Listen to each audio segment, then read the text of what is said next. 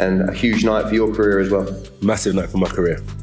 So yeah, victorious 100%. That's my goal, that's my plan, and that's my motivation. So yeah, looking forward to it. Respect to the team. May the best man wins. Well, my thoughts on it is that Jake Paul's had a lot of accusations over the years for a guy who's had no amateur fights. What's he had, about 10 or 12 fights? I'm not sure what he's had. And, you know, you look at the opposition he's had and people saying, when's he going to fight somebody? He stepped up.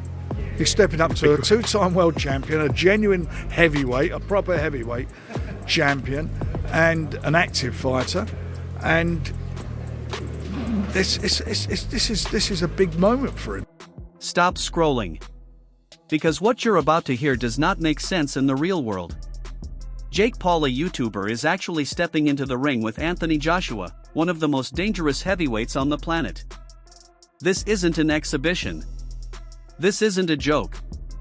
This is a real, professional fight with real knockout power. And the crazy part? Half the world thinks Jake is brave, the other half thinks he's insane.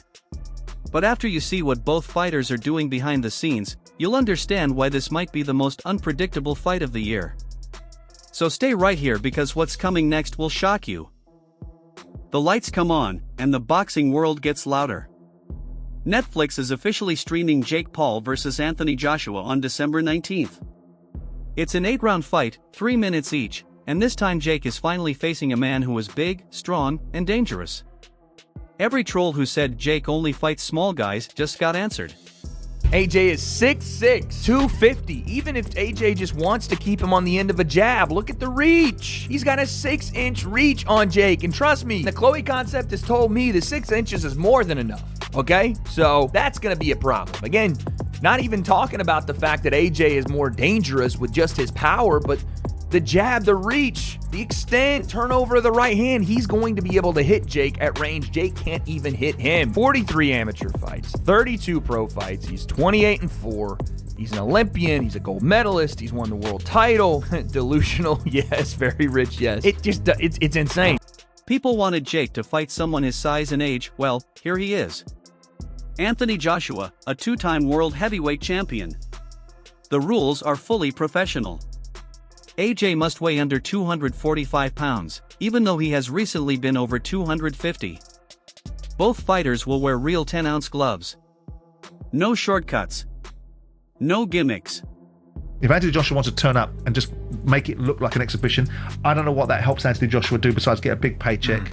If that's all he needs and that's all he wants, given the fact that he's been demolished by Daniel Dubois in his most recent fight, I thought Anthony was built of sterner stuff than that. But many people just want to see Joshua back in the ring, Simon. But they want to see him fight again. Well, they want to. No, they don't. They want to see him fight a legitimate fighter. They want to see if Anthony Joshua is now done. They want to see if Anthony Joshua being destroyed by Daniel Dubois is the end of the golden boy journey that apparently rebooted British boxing.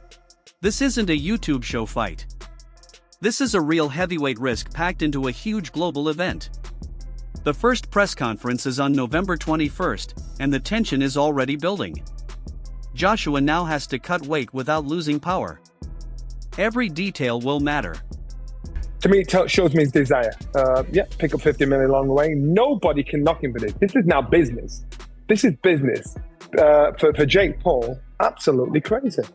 Jake Paul is a domestic level professional fighter here in the UK. Would he win a belt? No, I don't think so. Jake, on the other hand, has to close the experience gap and survive the size difference. Every training session matters. This fight is not just money or hype, it's a strategy war with knockout power behind it. And people are split. Half the world thinks Jake is brave. Half thinks he's crazy. But everyone is watching. 100% respect to Jake Paul, but that's a dangerous fight for him. He probably gets knocked out, and I'm not trying to be a hater. I'm not saying nothing bad, but Anthony Joshua is Anthony Joshua. You know, he's multiple-time champion, Olympic gold medalist. You know what I mean? The last time somebody stepped in the ring with him that didn't have that much boxing experience was Ngannou, and you've seen what happened to him. Yeah. But big respects to Jake Paul.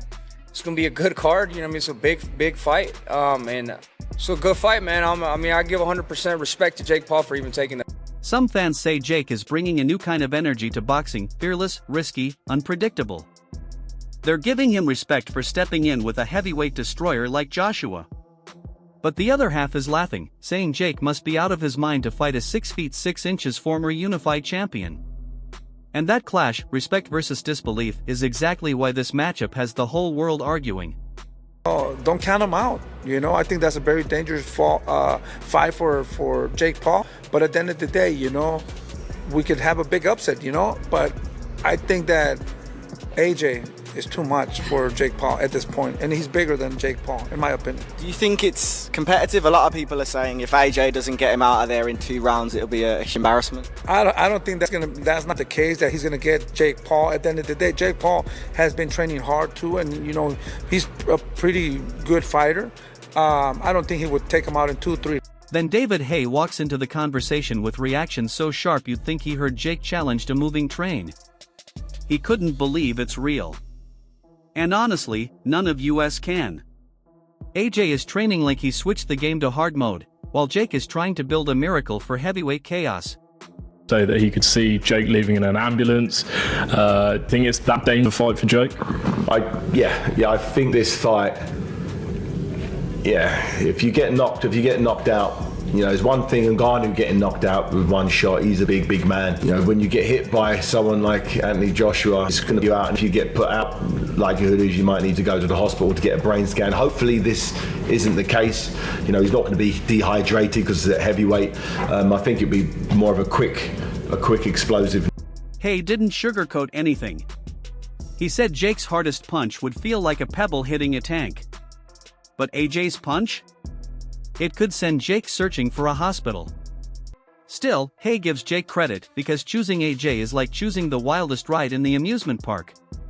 Brave, crazy, or genius, nobody knows. But we all know one thing, AJ risks nothing. Jake risks everything. And that's why everybody will be watching. Situation. There's nothing he's done in any of his previous fights where you can say, well, does this? That's going to work against Anthony Joshua. I think Jake Paul's best shot bounces off Anthony Joshua, and I think the opposite isn't the case. I think AJ gets him out of there very comfortable, and he'll get probably one of his highest paychecks ever. So I think it's a lose. It's a no-lose situation for Anthony Joshua. It's an easy night's work for a lot of profiles. Next comes Gareth A. Davies, and he broke it down clearly. For AJ, this is big money, not a legacy mission.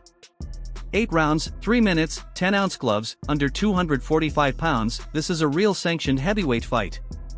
That means pressure is on Joshua. If he doesn't stop Jake before round 2, fans will roast him. Win big and he gets money and new US fans. Fail to dominate and Twitter will explode.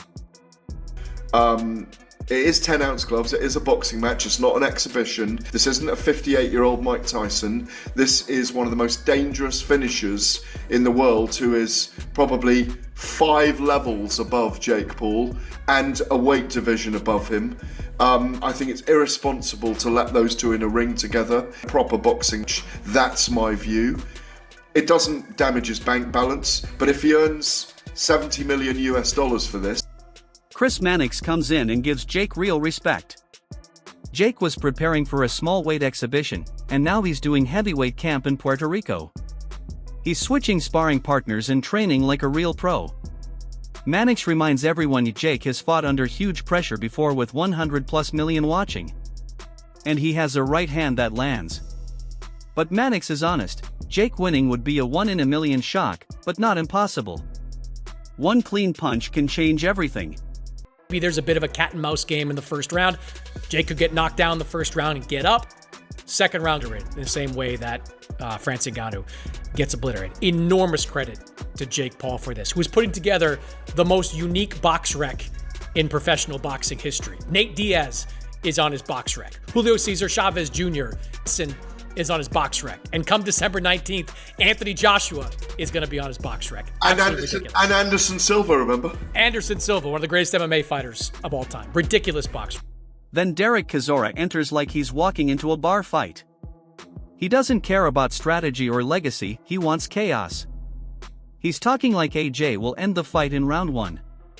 If the fight goes past 5 rounds, he says AJ should be clowned forever. He even joked AJ could drop Jake just by breathing on him. And as wild as he sounds, he's saying what half of boxing fans secretly think. I want to see some blood. I want to see somebody's teeth falling out. So I told Anthony, I already messaged Anthony. I said, listen, I tell you what, I said to AJ, if this goes past 5 rounds, everybody's going to be having a go at you because you can't go past 5 rounds with this kid. He has to go past 1 round or just beyond 4 or 5 rounds. You know, people are going to be doubting you as a fighter himself. So he has to smoke him out like what he did Francis Ngannou in Saudi Arabia in 1 round. Chisora is already booking a flight to Miami like he's going to watch a public demolition. And honestly, his crazy take is the raw version of what many believe.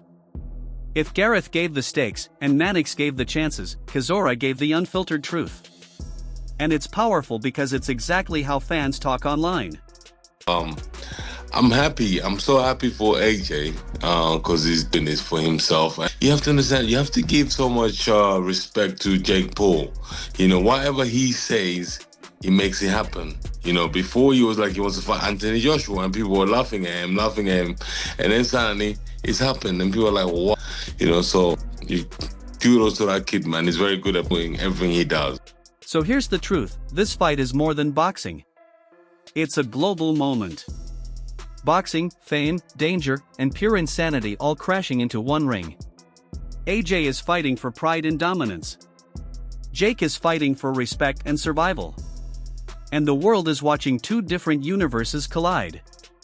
December 19th is going to start arguments that won't end for months. Drop your thoughts in the comments. Is Jake rewriting boxing or writing his own ending? Is AJ hunting or collecting a paycheck? Who wins? Who gets exposed? Like the video, share it, and subscribe to Boxing Era for more wild breakdowns.